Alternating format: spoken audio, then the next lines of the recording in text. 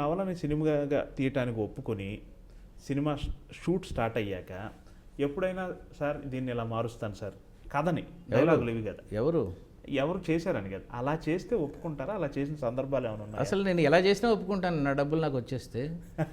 నాకేం బిలాంగింగ్నెస్ లేదు దాని పట్ల. నాకేంటి సంబంధం, వాళ్ళ ఇష్టం అది. బట్ ఎవరు మార్చలేదు నాకు తెలిసినంతలో కథని, ఎందుకంటే నవల నచ్చేగా తీసుకున్నాడు వాళ్ళు. అది కాక నా ప్రొడ్యూసర్స్ అందరూ కేఎస్ రామారావు కదా, నవల నచ్చిన తర్వాత అంత మార్చి చేసి అంత స్టేజ్లే సీన్లే ఉండవు, క్లైమాక్స్లు మార్చడాలు అవే ఉండవు. స్టార్ రచయితని లేదా స్టార్ హీరోని సాధారణ జనం ప్రేమించడం అనేది జరుగుతుంది. కొన్నిసార్లు ఆ ప్రేమ ఎగ్జాగరేట్ అయిపోయి పర్సనలైజ్ చేసుకొని ఆ హీరోని మేము ప్రేమిస్తున్నాం, ఆ రచయితను మేము ప్రేమిస్తున్నాం అలా ఉంటుంది. అలా మీ సందర్భంలో అలా అన్నారా ఎవరన్నా? అంటే మామూలుగా చాలామంది ఆడపిల్లలు నేను పవన్ కళ్యాణ్ అంటే ఇష్టం అది తెలియదు నాకు అంటారా? నిజంగా ఖచ్చితంగా అంటారు. నేను చాలామంది చూసాను. నాకు 2-3 పేర్లు ఇవ్వండి సార్, ఎండమంది ప్రేమిస్తున్నాను, అమ్మాయిల పేర్లు 2 ఇవ్వండి. కాదు, నేను అక్కడికే వస్తున్నాను. అంటే ఇప్పుడు నవలా రచయితల యుగం లేదు కదా, అందుకని మీ తరంలో కూడా జరిగింది కాబట్టి ఇప్పుడు కూడా చాలామంది ఫలాని హీరోని ప్రేమిస్తున్నాం ఇట్లాంటి ఒక దేంట్లో అంటారు వీళ్ళు? వాట్సాప్లోనా? నాకు తెలియదు అడుగుతున్నా, ఒట్టు నిజంగా నాకు తెలియదు. దేంట్లో అంటారు వీళ్ళు ఫలానా? మామూలుగా వ్యక్తిగత సంభాషణల్లో సార్, వాళ్ళు మాట్లాడుకున్నప్పుడు, ఫ్రెండ్స్ మాట్లాడుకున్నప్పుడు, అమ్మాయిలు మాట్లాడుకున్నప్పుడా? ఓకే. ఇప్పుడు ఒక కుర్రాడు మీకు ఎలా తెలిసింది ఇవన్నీ? మీరు అలా అడిగితే చెప్పలేదు. కాదండి, మీ గర్ల్ ఫ్రెండ్ మిమ్మల్ని నాకు ప్రభాస్ అంటే ఇష్టం అంటే మీకు ఒళ్ళు మండదా? అలా అనే ఏం చేయగలం చెప్తున్నా ఊరిని.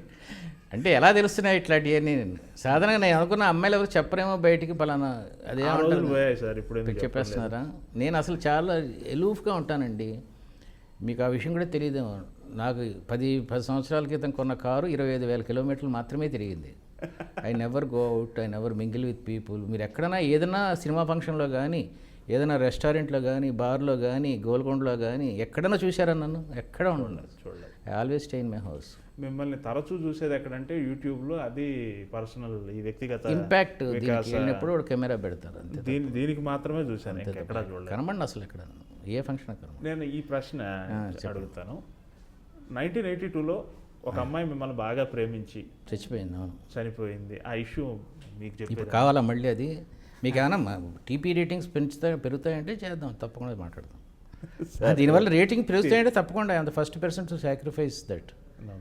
మీ కంఫర్టే. నా కంఫర్ట్. మీకు ఏం కావాలి చెప్పండి? మంచి మసాలా కావాలా? ఎలా చెప్పంటారు ఆ విషయం చెప్తే చెప్తాను. నా ఉద్దేశం ఆమెను రేప్ చేసి చంపేశానని చెప్తే మీకు రేటింగ్స్ పెరుగుతాయి అంటే అది కూడా నాకు వాస్తవం తెలుసు. నాకు వాస్తవం తెలుసు. మొత్తం ఇదంతా ఎడిట్ చేయకుండా ఉంచుతారా? ఎడిట్ చేద్దాం. ఇదంతా చేస్తారు, చెయ్యండి. చేయొద్దు అంటున్నాను, చేయకుండా ఉంచండి, హ్యాపీగా ఉంచండి. నేను అనేది ఏంటంటే, ఒక అమ్మాయి వచ్చి ప్రేమించానని చెప్పింది, నాకు ఆల్రెడీ పెళ్ళయిందమ్మా అన్నాను. మరి నాకెందుకు ఉత్తరాలు రాసావు అంది. నా గర్ల్ ఫ్రెండ్గా ఉంటాయేమో అని రాశాను అన్నాను. అన్న తర్వాత మరి తప్పు కదా అంది. నేను ముట్టుకుంటే తప్పు కానీ ముట్టుకోకుండా చెప్తున్నా కదా ఫెయిర్గా, నేను గర్ల్ ఫ్రెండ్గా ఉంటానంటే కంటిన్యూ చేస్తాను, లేదంటే నేను చాలా హ్యాపీగా ఉన్నాను నా వైఫ్తో అన్నాను. ఆ రాత్రి చచ్చిపోయింది, అంతే కదా, ఇంకేముంది ఇందులో. మనం ఎక్కువ ఎక్స్పెక్ట్ చేసినప్పుడు ఒకసారి ఎక్స్పెక్టేషన్స్ ఫెయిల్ అయితే వీ టేక్ ఎరాటిక్ స్టెప్స్. దానికి అది ఉదాహరణ. దీనికి ఇంకా ఏమీ చాలా సాక్ష్యాలు ఉన్నాయి. మా మదర్ ఉంది, మా మదర్ కాదు మా గ్రాండ్ మదర్ ఉంది అదే హోటల్లో నాతో పాటు. ఏదో జరిగిందని కదా సార్, వాస్తవం నాకు తెలుసు. నేను అమ్మాయిలు ప్రేమించడం కరెక్ట్. ఇప్పుడు ప్రేమించే గుణం దీని మీద అడుగుతాను. దీనికన్నా ఇంకా బెటర్ పాయింట్ ఇవాళ న్యూస్ ఒకటి వచ్చింది. ఒక అమ్మాయి ఒక అబ్బాయిని ప్రేమించి వాడు రూమ్కి వెళ్ళినప్పుడు వాడు సీక్రెట్ కెమెరా పెట్టి, స్పై కెమెరా పెట్టి మొత్తం షూట్ చేసి, వాడు నైజం తెలుసుకున్న అమ్మాయి దూరంగా వెళ్ళిపోతే, అవునట, వాడికి ఆ అమ్మాయికి పెళ్లి కుదిరినప్పుడు వాట్సాప్లో ఆ పెళ్లి కొడుకుకి వీడు పంపిస్తే ఆ పెళ్లి కొడుకు నాన్న అరెస్ట్ చేసుకుంటే ఈ అమ్మాయి పోలీస్ కంప్లైంట్ ఇచ్చి వాడిని అరెస్ట్ చేయించింది. ఇది కదా స్టోరీ. మనం ఇలాంటి ప్రొడక్టివ్ ఇంటర్వ్యూస్లో చెప్పాల్సిన పాయింట్ ఏంటంటే, don't involve your self till marriage. ఏమాత్రం నువ్వు కొంచెం చేతులు వేసినా, చేతులు వాడి దగ్గరికి తీసుకున్నా, ఎక్కడో చోట కెమెరా పెట్టి వాడు ముందే చేసుకునే మగాళ్ళు కనీసం 40-50% ఈ ప్రపంచంలో ఉన్నారు. కాబట్టి జాగ్రత్తగా ఉండండి అమ్మాయిలు అని చెప్పాలి మనం. అప్పుడు కొంచెం ఇలాంటి ఇంటర్వ్యూస్లో మనకి మా అనుభవాలతో ఒక లాభం. ఇవాళ చదివాం, మనం ఇద్దరం చదివాం.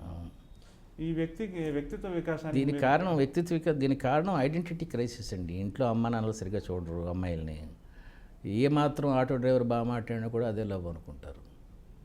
మీరు ఇప్పుడు ఆ కేసు అడిగారు కాబట్టి ఇవన్నీ అప్పుడు 25 years బ్యాక్ ఇలా జరిగిందంటే ఇప్పుడు ఎంత అడ్వాన్స్ అయిపోయి ఉంటుంది, అది నేను చెప్పేది. చెప్పండి, యు ఆర్ ఆస్కింగ్ సంథింగ్. అదే ఆ సెన్సిటివిటీ గురించి అడుగుదామండి. దాని సెన్సిటివిటీ అనరండి, అదే